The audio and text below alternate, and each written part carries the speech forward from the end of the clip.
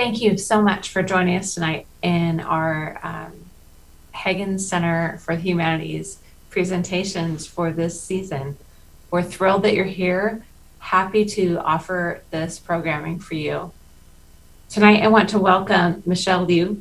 She is a professor of English and the Associate Director of Writing Programs at the University of Washington. She specializes in writing and exploring ideas about identity, history, emotion, and storytelling. She has taught for nearly 20 years with the goal of helping people interconnect their hearts, minds, and experiences in their learning. She earned her PhD in American Studies from Yale University, and she lives in Seattle. Welcome, Michelle. Thank you for joining us tonight. So thrilled that you're here. Thank you so much, Gwen, for the invitation to speak at your Center for Humanities. And thank you to everyone for spending time with me this Wednesday evening to think about laughter. And thank you to Obid for providing technical support for us. So let me start by sharing the screen with you.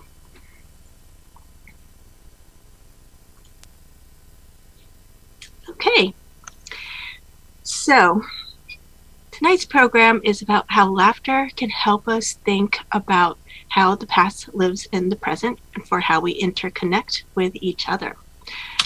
And to start off the presentation tonight, I'd like to start with an experiment, a 5-second experiment about what kind of response and reaction I can get with an elementary joke in 5 seconds versus what a professional stand-up comedian can get from an audience in 5 seconds.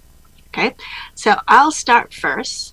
And Gwen, if you wouldn't mind, if you could, I should have asked you this beforehand, but can you be my guinea pig for this joke? If you wouldn't mind turning on your camera, if you're able. Absolutely. Thank you so much. And then, all right, so I'm using you to see how you react to this joke. All right, why did the chicken cross the road? Oh. To get to the other side. Right. Yes. Okay. Well, I can say things to navigate. Well, I can see Gwen giving a very polite chuckle. Okay, so I'll put that in a very light, polite chuckle. Okay, so thank you, Gwen. All right, because that was okay. That was okay. So you ready to see? Now let's see what a professional comedian can do with an audience. I'm going to start this clip, and you can count his 5 seconds starting after the musical intro.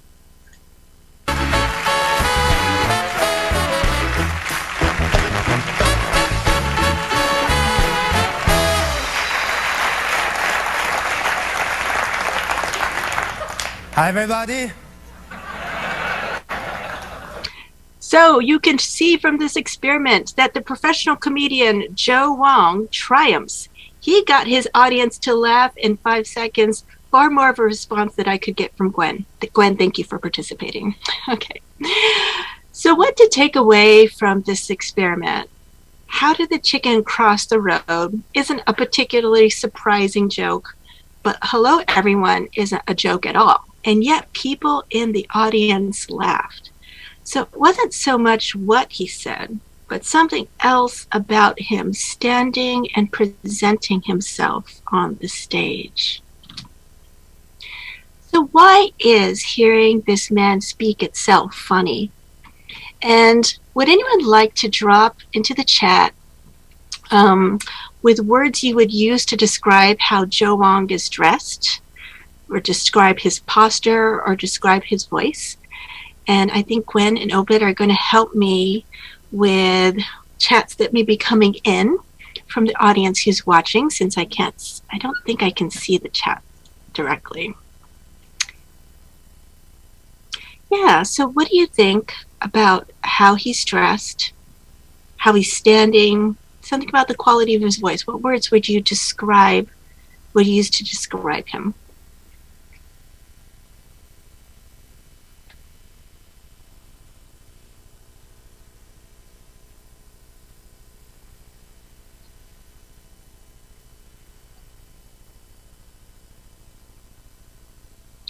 Oh, I hear one word coming in, formal. Yes. Yeah, what looks formal about it? I can see him wearing a suit jacket. And without a tie. And what other words would you describe how that suit is fitting him? Does this look like a suit that is well fitting? Okay. And I get another comment said it feels a little tense. Yes. Yes. From the way he's standing, he's got his fists clenched. And does anyone, especially, would anyone just like to describe how this suit is fitting? Would you say it's a well-fitted suit? Or is it a little looser? How would you describe it? Well, I would say that the suit is not exactly well fitted and that he looks a little vulnerable. Yeah. Yeah. Yeah, I love that word. Yeah, he looks a little vulnerable. He looks a little bit, from just looking at his expression when you said vulnerable, he looks a little bit like the deer in the headlights. Yes. Yes. Yes. And I remember when I saw Joe Wong as a comedian. He's on the David Letterman show, and I could not stop looking at him. I see in the chat that he's wearing a plain suit. It's nothing remarkable, maybe a little nerdy. To me, he looks like he could have walked out of a research lab, and he may have, considering that he has a PhD in microbiology from Rice University. And here he is on the late night show. And it was so surprising for me to see him and to hear a man with an Asian accent on late night TV. So the surprise of seeing Joe Wong on a late night show kind of offers a moment to see how to take laughter seriously. Laughter is our antenna that tells us how we have internally absorbed expectations about who we expect to speak, how we listen to other people, and how we expect them to speak, and how we listen to people, to the point where these expectations operate within us as instincts. A man dressed like an immigrant and who sounds like an immigrant just is not expected to be heard on his own terms on a national late night TV show to boot. And all this the audience knows in the second it takes after hearing him say, "Hello, everyone." How do all these cultural assumptions get so deeply within us that they operate on the level of instincts? And to help us think together about this question, I'd like us to turn to the history of when sound attached to images for entertainment about 100 years ago. Now, the shift from silent films to talking films, or talkies as they were called, was rough, not only because of the rickety technology, but because it opened up the question of how people should sound. I'd like to show you a clip of a film that is about this transition from silent film to sound film. But first, I want to show you a still of the clip.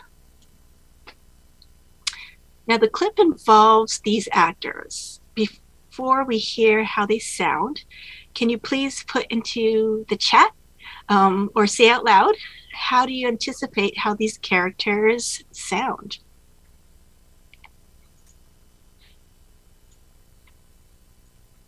How do they look to you?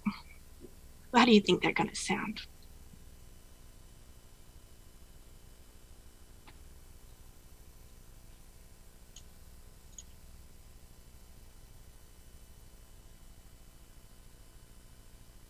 They sound British and a little snobby. Yes, they're dressed like aristocrats. There's a lot of lace and shiny fabrics going on. She's wearing an aristocratic wig, a long pearl necklace, and yeah, it looks like a pretty high-class operation going on here. All right, so this is how we anticipate they might sound. Now let's look at how they do sound in this clip. Ready to listen in? Okay, let's do this.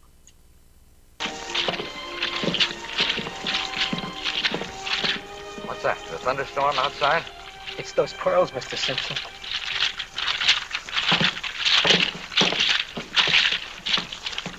I am the noblest lady of the court, second only to the queen. Yet I am the saddest of mortals in France. Why, what is the matter, Milady? I'm so downhearted, Teresa. My father has me betrothed to the Baron de Lansfield, and I can't stand him. Oh, such a match. Why, all the ladies of the court wish they were in your pretty shoes. My heart belongs to another. Pierre de Vitali. Ever since I met him, I can't get him out of my mind. Sounds good and loud, huh?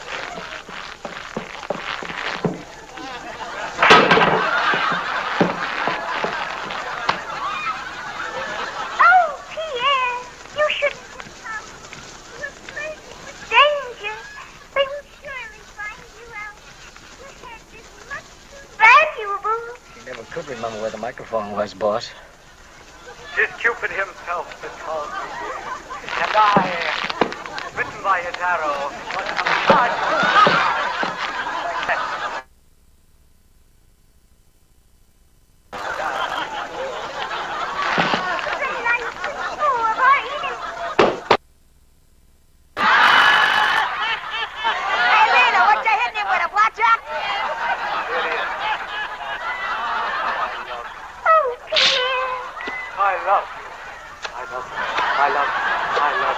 I love you. I love you. I love you. I love you. I love you. Pierre is miles away, you witch. No, no, no. Yes, yes, yes. No, no, no. Yes, yes, yes. Okay. So you describe your or the depicted audience reaction to the sounds on this clip. And while this was playing, there's some more chat coming in about how we anticipated they may sound. French, royal, very melodramatic. And while this clip was playing, I saw there's a comment, it's a little bizarre. Yeah. So what did you find surprising, or yeah, what felt bizarre or funny or just like really interesting to you about the way sound works in this clip?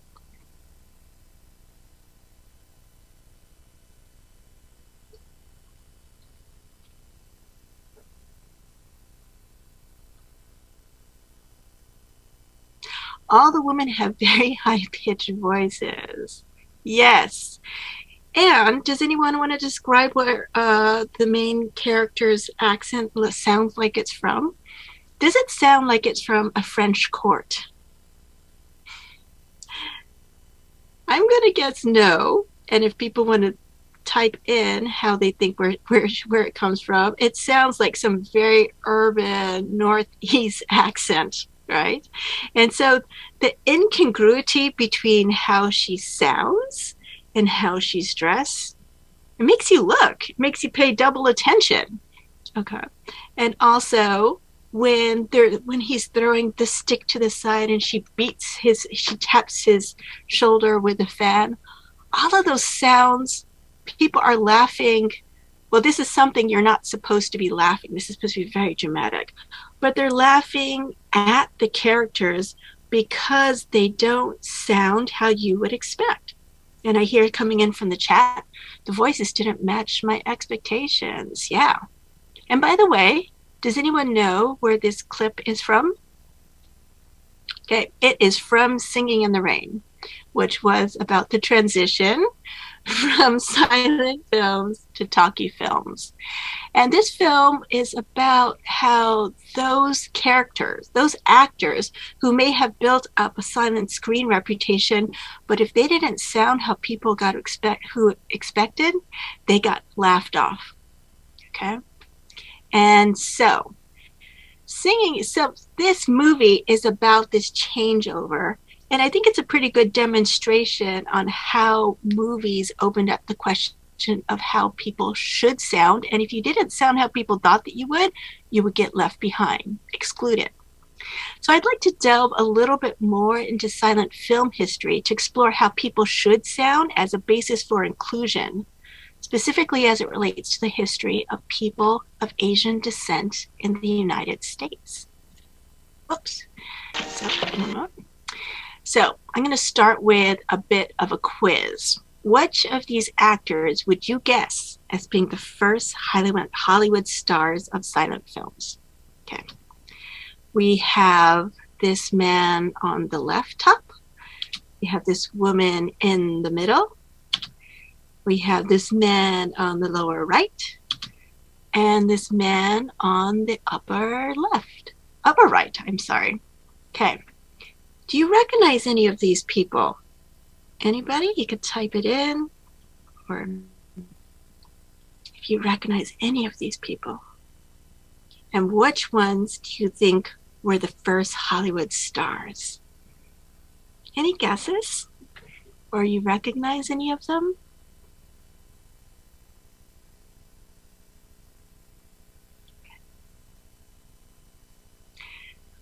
I'm going to say what people most, I get one guess. That's Charlie Chaplin on the lower right. Ding, ding, ding, ding. Yes. And this is Mary Pickford in the middle. Ding, ding, ding, ding, ding.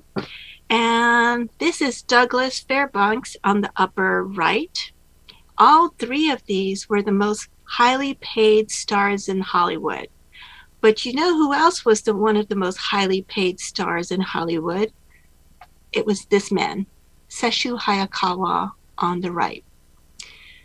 These four people, for a period at the peak of silent Hollywood, were the highest paid stars.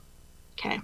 Now, most people will remember Charlie Chaplin, maybe Mary Pickford, maybe Douglas Fairbanks, but only film buffs know Sesshu Hayakawa.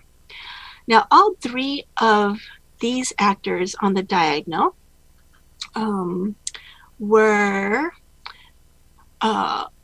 did not make the transition to sound film in the 1930s. All of them didn't sound quite how people expected. Sesshu Hayakawa didn't have the chance to make the transition to talkies because he left in the 20s before talkies became the reigning technology. Let me tell you a little bit more about him. First of all, does anyone want to drop into the chat about how to describe how he looks? And I hear in the chat that there's about a 45-second delay between when I'm talking, and so I might have to rely on Gwen and Obit for this. But how would you describe how he looks?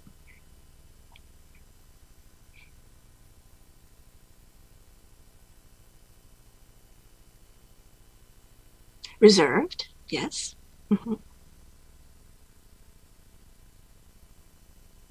He's very dapperly dressed, and he is someone who was famed for a very reserved and intense acting style. And just to give you a little bit of a history, it was very unusual for a non-white actor to be considered a star in silent film Hollywood because most of them were cast as villains. And indeed, Sesshu Hayakawa, his first film, 1915, The Cheat, he was cast as the villain. But what the directors of this film were not anticipating was when he came onto the screen to threaten the white heroine, women in the audience would scream, but not from fear, but ecstasy. Okay? And I'm seeing in the chat some other descriptions from him that he looks deep, he looks intense, looks very handsome. Absolutely. Absolutely.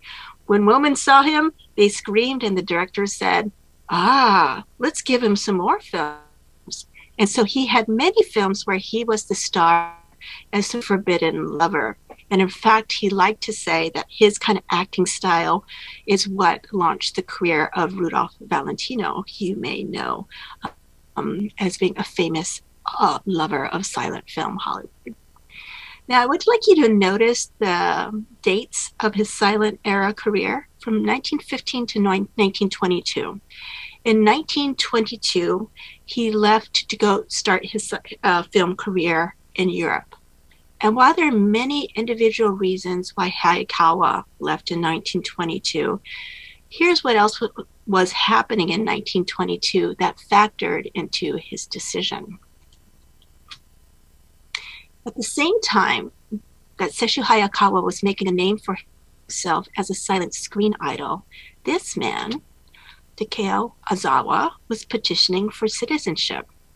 And just to give you a little background about Ozawa, he's Japanese-born, educated at UC Berkeley, after which he moved to Honolulu, married a Japanese woman, and raised kids where English was the only language spoken. He lived in the United States for over 20 years, and he decided he would like to become a naturalized U.S. citizen. The only problem that laws at the time specified only free white persons and persons of African descent or African nativity could be U.S. citizens. So how did he fit in this law as a man of Japanese heritage?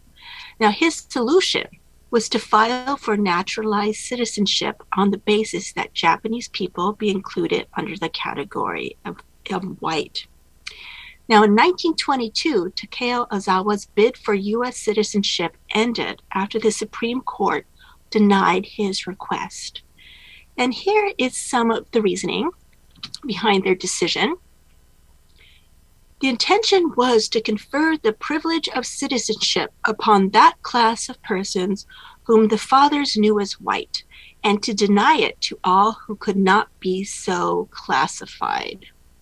So in other words, the court ruled that since the founding fathers did not have people of Japanese descent in mind when they thought about citizenship, and he was neither the descendant of slaves, he was neither white or black, but an Asiatic, a category popularized in European and American pseudoscience of the day.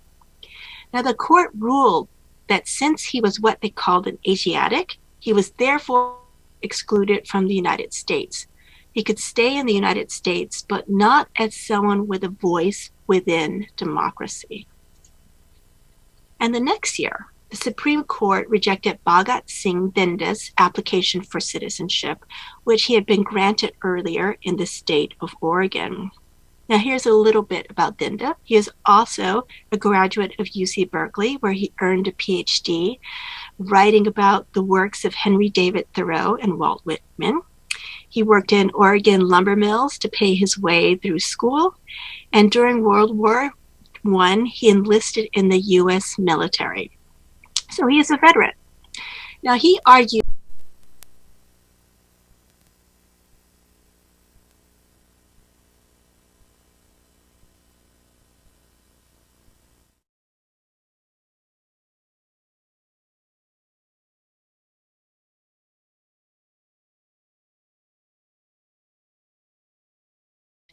instead, they designated him to be part of this pseudo-scientific category of Asiatics. I'm going to show you an excerpt from the court's ruling, and I'll read it out loud just in case it looks small on your screen. And note that I highlighted some words here that show how the Supreme Court is defining common sense. It is a matter of familiar observation and knowledge that the physical group characteristics of the Hindus render them readily distinguishable from the various groups of people in this country commonly recognized as white. It is of such character and extent that the great body of our people instinctively recognize it and reject the thought of assimilation. So, in what ways is the Supreme Court defining common sense? As sticking to the familiar, as rejecting without a second thought anything that disturbs a perception of sameness. And contrary to the common then and now stereotypes that assumes that Asians do not want to truly integrate into the United States, the Supreme Court ruling tells a different story, that it is those who are perceived as white who resist Asiatic integration into American society. And this supposed instinctual rejection perpetuates the idea that having a democratic voice to be heard is only for those who are commonly perceived to be white. But this instinctive preference was very much a result of US immigration law engineered to reinforce a perception of homogeneity as synonymous with Americanness. US laws from the mid-19th century to the mid-20th century worked to designate multiple groups of people as not desirable to be part of the United States. These undesirable groups included Southern and Eastern Europeans, as well as Asiatics, wielded as a legal category of exclusion. So what you're seeing here is a chart, and the chart traces the start and stop dates of the largest groups of people from the continent of Asia immigrating to the United States in this time period. Now, it starts with Chinese immigration to replace slavery as a cheap source of labor in the 1840s and 1850s, and the stop date coincides with the shutting down of Chinese efforts in the United States to claim a legal voice, to be seen and heard, and asking for labor protections accorded to other groups. And once the Chinese were banned, you could see that America looked to other peoples from around Asia for cheap labor. And with that group getting banned, once they started seeking the right to speak in the United States. Now, this pattern of preventing a group from further immigration, once that group starts speaking up and bringing in another group to take its place, is a pattern that persisted up until 1924, when many groups we now think of Asians were, for all intents and purposes, prevented from entering into the United States. And we can see this popular attitude that excluding Asians are part of the American way in this early railroad advertisement for traveling the Rock Island route. So I'll read the top part of the ad just in case you can't see it. And it says, "Take the Rock Island route, the only first-class road in the West." And if I heard that, you know, the kind of things I would expect as an image to accompany such advertisement copy, I would expect a picture of a train or a picture of a magnificent landscape. But instead, the image they showed to try to advertise why you should travel on the Rock Island route was because you get to beat up Chinese people. Okay. And this advertisement connects the thrill of seeing the American West with the promise of anti-Chinese violence. So all this history may not be widely known, but it is still felt today. As soon as Joe Wong says, "Hello, everybody," the audience knows they can and should laugh to see an Asian body speaking in an unexpected place. This learned reflex is a legacy of the past living in the present. Now, undoing this learned pattern of instinctual association of Asianness with exclusion is something the first declared Asian American writers took on in their 1970s manifesto, calling for the need for Asian American literature. They wanted to break the association of Asianness with outsiderness, of Asianness as being the butt of the joke. They knew the work needed to undo the ridiculing of Asianness as normal, to the point as such jokes like this one are accepted by both non-Asian and Asian Americans alike as harmless common sense observations. And in looking at a string of Joe Wong's performances in the United States, it's possible to see the work he is doing to undo the reflex that connects Asianness with outsiderness. Hello, Everybody is from Joe Wong's first national appearance. And here are two pictures from his subsequent performances. And let me ask you, in what ways does he look similar or different to how he first appeared on the late night show? What ways does he look similar or different?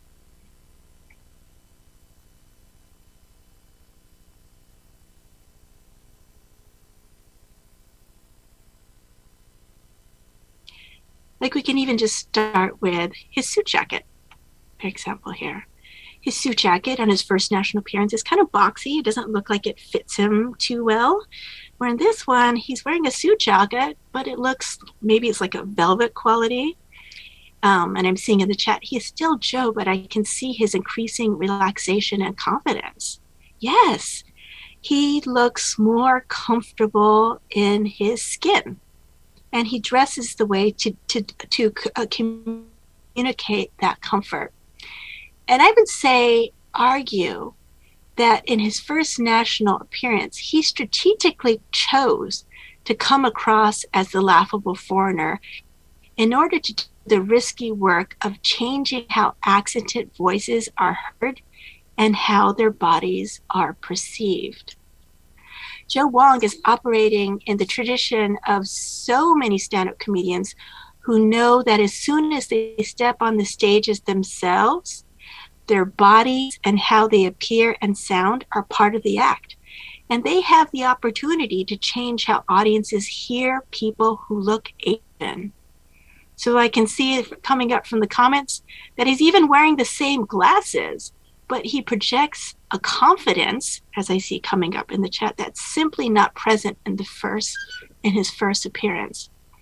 And I think it's because he purposely wanted to operate in the gap of seeing him, his Asianness, on how surprising it was that he purposely dressed in a way that people would say, that's not supposed to be there.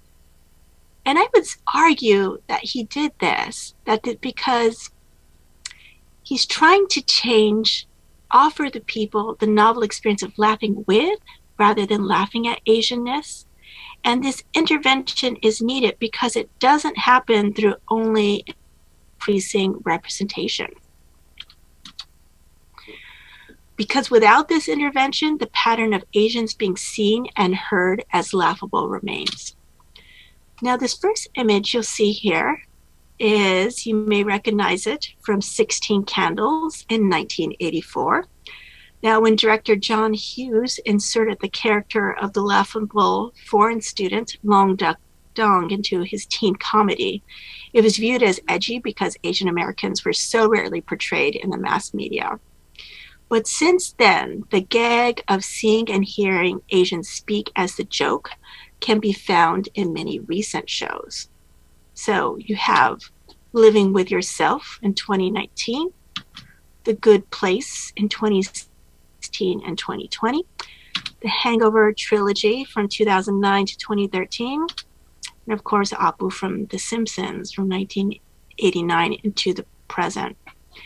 Now, all these are examples of how Asian characters speaking or not speaking, as in the case of The Good Place, is the joke. You may notice in the previous slide, there is only Asian American males featured. And while there were a lot of reasons why Asian American men and women are portrayed differently, what is the same is that female Asian American bodies also evoke strong learned reactions that are still related to outsiderness. The difference is that these learned reactions get coded as exotic. So, for example, at the same time period of Sesshu Hayakawa rising to silent film stardom, there was Anna May Wong, who had her debut in The Thief of Baghdad. There's Claudia Kim from a more recent film, The Fantastic Beast, 2018, and Lucy Liu from the Kill Bill series as an almost indomitable Japanese assassin. And what the images on these two slides give is a taste of the history of Asians being cast to perform characters who are on the outside, sometimes in laughable ways and sometimes in exciting and intimidating ways. So what's the long-term effect of growing up with these assumptions of how Asians sound for Asian Americans? Let's return again to the observations of the first self-designated Asian American writers. They observed that second-generation Asian Americans saw these laughable images as accurate portraits of their parents and the foreign-born. They have prejudices they have grown comfortable with and stereotypes they have come to live with.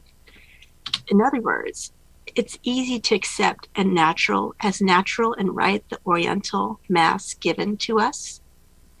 And also, it's easy to accept as natural that being American means intergenerational breakage and internalized stereotypes. And you can see this legacy of intergenerational breakage and stereotypes in how Asian American stand-up comedians who know their bodies are part of the act, how they choose to perform their parents. Here we have an image of Joe Coy performing his mother, Russell Peters performing his father, and Margaret Cho performing her mother. Now, just from these images, how would you guess they are portraying their parents? How would you guess that they're portraying their parents? Would you guess these are positive, negative impressions? What would you guess?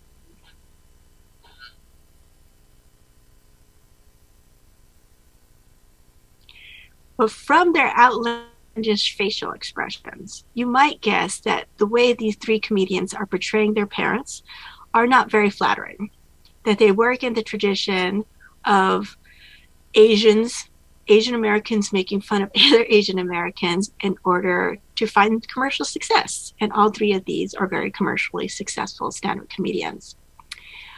But stand-up comedians are different from other types of entertainment, like of the examples I showed you earlier, in that they get to work with a live audience to change what gets laughed at and what gets laughed with. They have an opportunity to ask, through laughter, that audiences rethink deeply embedded assumptions about how and where Asian bodies are seen and heard. So I would like to show you a clip from Margaret Cho's comedy. Now, first, some context. As a teenager, Margaret Cho pursued a career as a stand-up comedian when she was the only Asian American on the circuit. And in her early 20s, in 1994, she won a contract to star in the first national sitcom featuring an Asian American family called All American Girl. Now, we'll be watching some of her one-woman comedy show where she recounts her experience of being in this short-lived sitcom. Now, in this particular clip, we'll see her telling her mother the good news that Disney gave the thumbs up, the go, to launch All American Girl into a series. All right, so let's watch. It's about 4 minutes.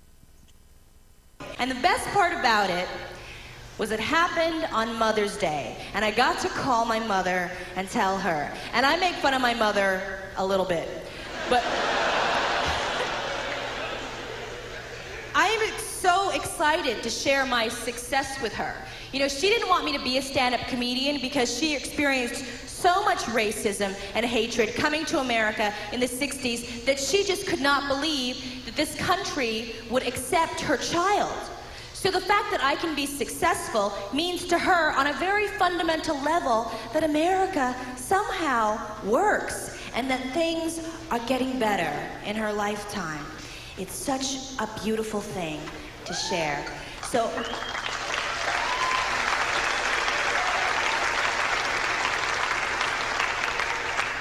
I called my mother on the morning of Mother's Day, and she was so happy.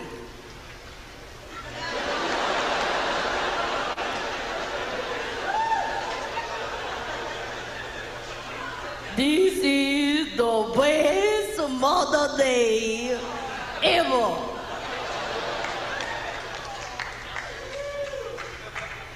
Oh, there was one Mother's Day that was a little bit better. Yeah, I was Mommy's first Mother's Day. I have a party because it's Mommy's first Mother's Day, and I was with you, and I look at you, and I remember almost didn't happen because you almost died. Oh, I tell you a story. I was 7 months pregnant with you, and I drive to mountain with Daddy. We go vacation to Creek. And we drive on mountain, drive around mountain, and then there was some kind of pain in the mommy belly. I don't know what it was, some kind of a pain. I was so worried. Can you imagine? I have a pain, and then we have to go to hospital. And the daddy was so mad because we have to go to hospital and we're on vacation.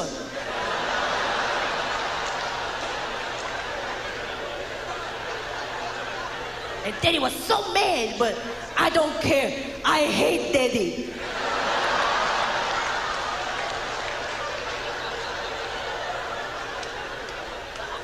Well, I was in the hospital and they don't know what's wrong with you and they think maybe you be scary. Oh, can you imagine? I was so worried. It was so terrible. And I cannot understand the English too much. So mom was so confused. I was so confused. I don't know what's happening. I was so worried. I said, I cannot lose you. I was so terrible. And then mommy had to be there for 2 days. Can you imagine? I was 2 days. And after 2 days, they said that I was fine and then I can go home. And then 2 months later, you born. And then the mommy have a first Mother's Day and they have party for mommy. And I was with you. And I look at you and I said, oh, you have so hard time to come. You have so hard time to come. And the mommy was so happy. I was so happy. And then Mother's Day, that was a little bit better.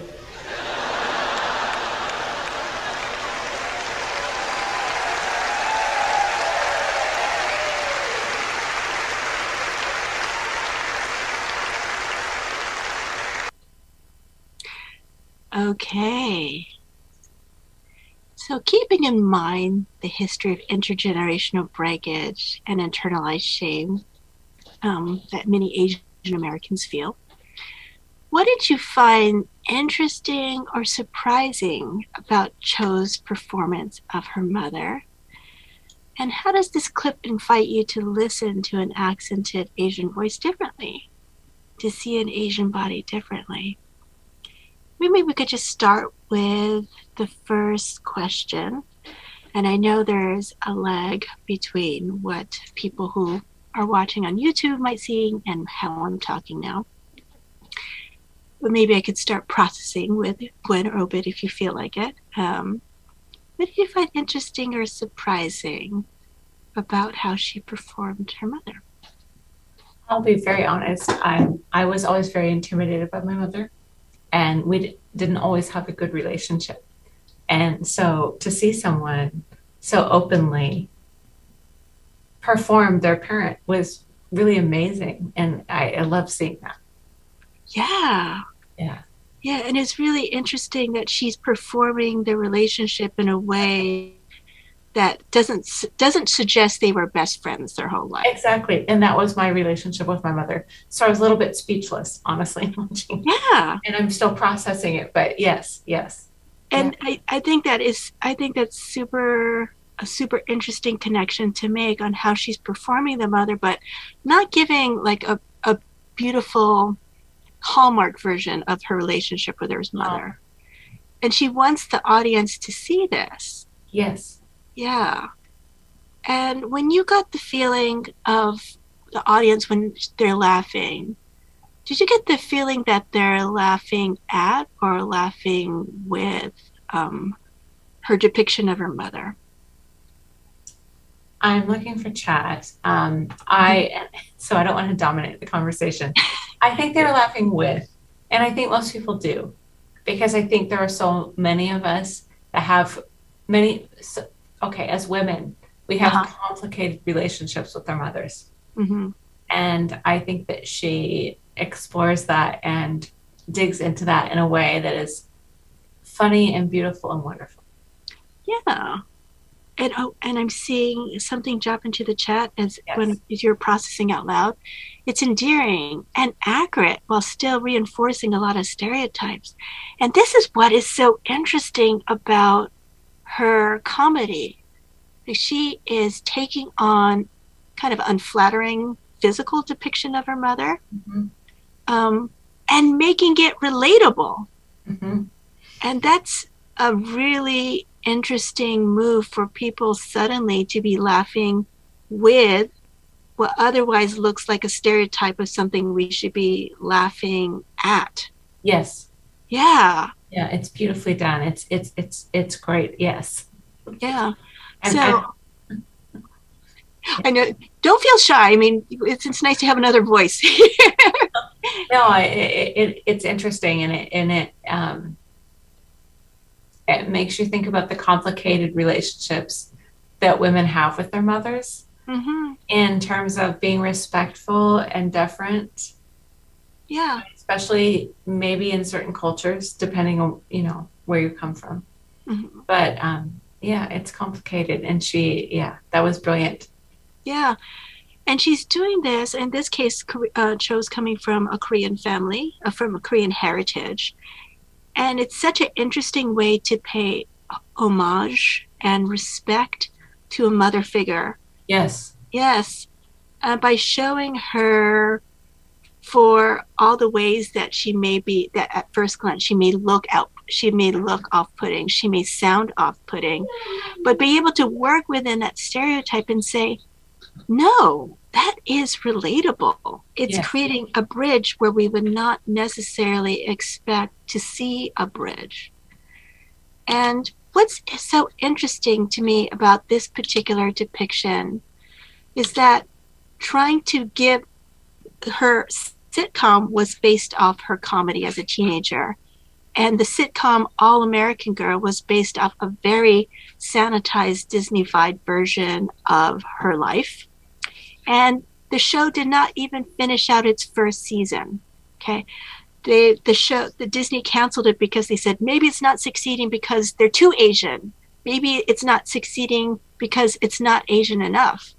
And when that show got canceled halfway through the season, Margaret Cho went on an alcoholic binge. She nearly died. She nearly killed herself from drinking too much. And it's not until she went back onto the road as a comedian, and this is from her one-woman show, and she was able to perform not a Disney version of her mother, but a version of her mother that's very complicated, human, and maybe it looked even stereotypical. But in this clip, she's performing how she heard her mother differently, to move beyond her rejection by Disney to declare what became the title of her one-woman stand-up movie, which is called I'm the One That I Want. Okay.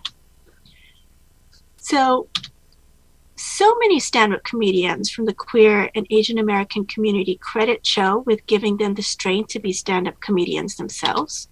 You may have heard of Ali Wong, Ronnie Chang, Joel Kim Booster, and Joe Coy, to name some. And all of these comedians and comedies are part of a wave of comedies seeking to change how we listen through laughter. We have Fresh Off the Boat, Kim's Convenience, The Chair, and Crazy Ex-Girlfriend. And the stakes of comedy is very serious.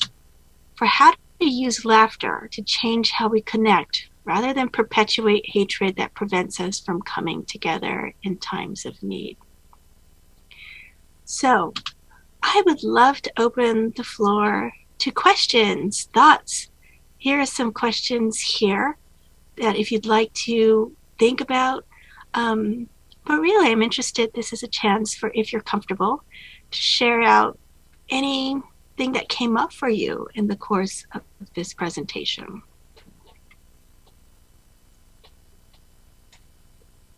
Michelle, this has been so lovely. And I absolutely invite our audience to ask questions or share thoughts via chat. I know this is hard to not be in person, but we will do what we can. We will do that. Yes.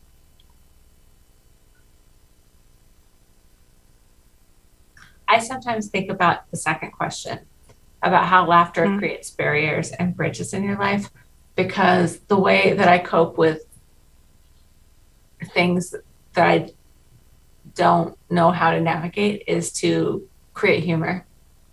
Yeah. And then sometimes I find that other people don't really understand that. And I'm sure there are people in our audience who are the same way.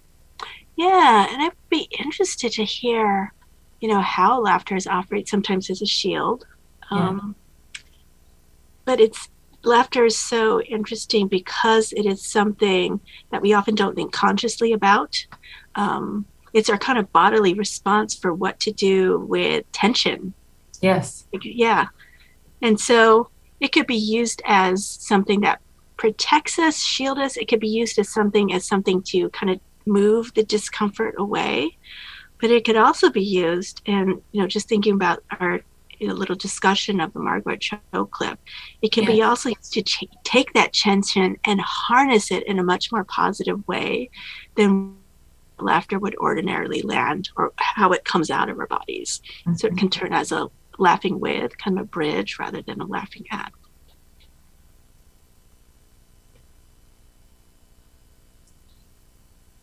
And I see a comment in the chat. I noticed humor around race changing a lot from the 90s to now. Stereotypes were much more acceptable. Yes, I think that is true. And it's interesting for me to see, someone who grew up in 90s sitcoms.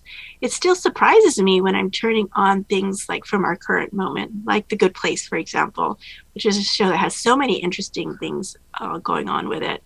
But it still really turns on the character who is, I'm forgetting his name, Jason, who is a monk who doesn't speak, and then when he does talk, he's he's a social reprobate. And it's so interesting how it's swinging from one stereotype to the other, but it's much harder, I think, for comedy to experiment to how to use an Asian body and use it as a laughing with moment rather than a laughing at. I think at the last time I did this presentation, someone said there is even kind of a Hollywood Asian ching chong accent little scene as part of Licorice Pizza. I don't know if anyone saw that. I have seen it. Yeah, and it's there. And they're like, what is that doing there? Yeah, what is that doing there? It's awful. Yeah, and there's like no comment on it. It's just like, ha ha. Yeah. Yeah. And I see in the comment, I understand that Asian Americans are often represented as the target of the joke, even in humor by Asian Americans. Yes. I include, like, there's stand-up comedians out there that I didn't particularly talk too much about, but when I see how they're performing their version of Asianness, I'm like, I think that's talking about the stereotype in ways that reinforces it without saying anything more interesting, because as I teach in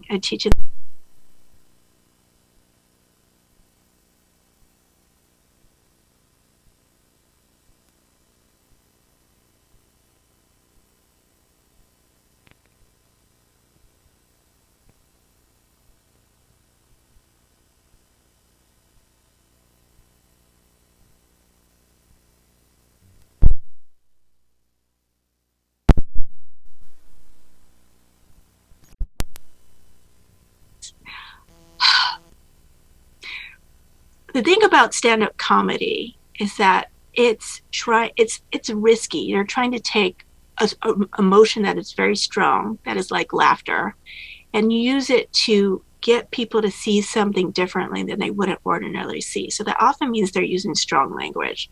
So it was kind of hard to find a clip that I could show for this particular show.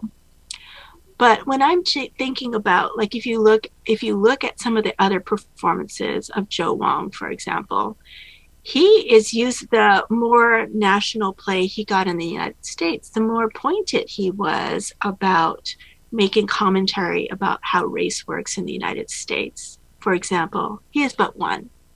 Ronnie Chang is another. Hassan Minhaj is another one, where they're trying to use a venue of laughter, and particularly where people don't expect laughter to be coming from Asian bodies, to try to change the perceptions about what difference does it make when you have an Asian American voice, Asian or Asian American voice speaking, since this country tends to operate along a black and white racial binary. And perhaps it's apropos to share too, when I was doing research for this presentation, Lucy Liu who I showed a little photo of her earlier as playing the Japanese assassin in the Kill Bill series. Her lament is that she feels very lucky to have a pretty successful Hollywood career by many actors' standards, she said. But she says, I have been so rarely given the opportunity to play comedy. And that's what I really want to do. I want the opportunity to use laughter to be able to change what they're kind of expecting when she appears on the screen. And I think this desire to use laughter as kind of a surprising tool to help people see what difference it makes when you have an Asian or Asian American body on the stage.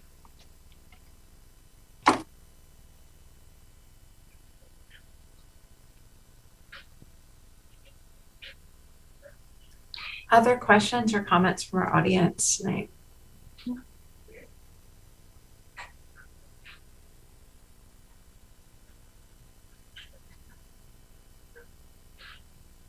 Okay, then. Michelle, you have been an amazing presenter. What a delightful conversation. What a great presentation. Thank you so much for joining us here at SCC. Yeah, and thank you for the people who are participating via the chat function. I know there was some technological lag, which made it a little more challenging. It always does. Yeah, it always does. Strange times. But thank you. Yeah, for coming tonight or Yes. for listening to this video if you see it later. And thank you for Gwen for participating. Thank because, you. Yeah, it made it really interesting to see what different perspectives people are bringing. And thank you to Obid for participating and relaying the chats. I appreciate it so much. I appreciate it too. Thank you, Michelle. Have a good night. Okay. Happy Wednesday night or for whatever night you're watching this. Take care, everyone. Good night.